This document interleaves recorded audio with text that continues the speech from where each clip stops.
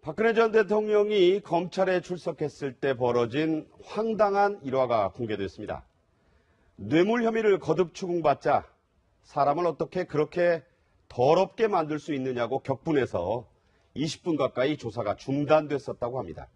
고정현 기자입니다. 국민 여러분께 송구스럽게 생각합니다. 성실하게 조사에 임하겠습니다. 하지만 박근혜 전 대통령은 첫 조사부터 혐의를 부인하며 격앙된 반응을 보인 것으로 확인됐습니다. 삼성 합병을 챙겨봐주는 대가로 최순실 씨 가족을 챙겨준 것 아니냐고 검사가 거듭 묻자 대가 관계로 돈을 받았다니 어이가 없고 그런 일 하려고 대통령을 했겠냐고 반문했습니다.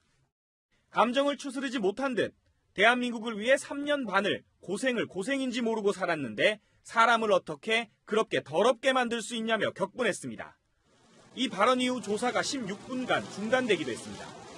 이후에도 박 전 대통령은 이재용 삼성전자 부회장을 질책한 적 없다는 등 삼성 뇌물 혐의를 강하게 부인했습니다.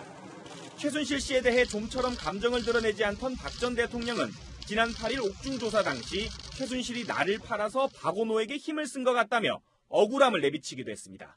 일관되게 혐의를 부인한 박 전 대통령이 나흘 뒤 열리는 재판에서 어떤 입장을 드러낼지 주목됩니다. 채널A 뉴스 고정현입니다.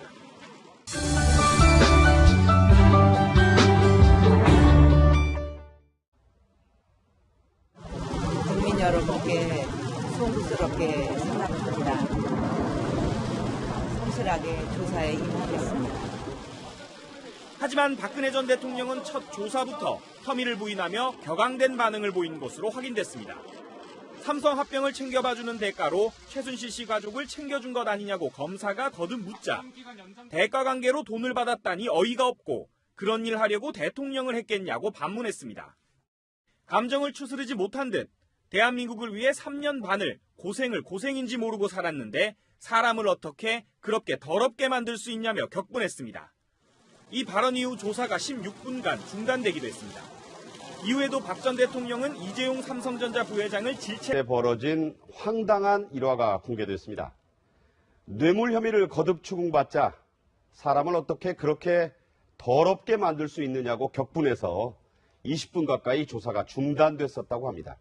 고정현 기자입니다.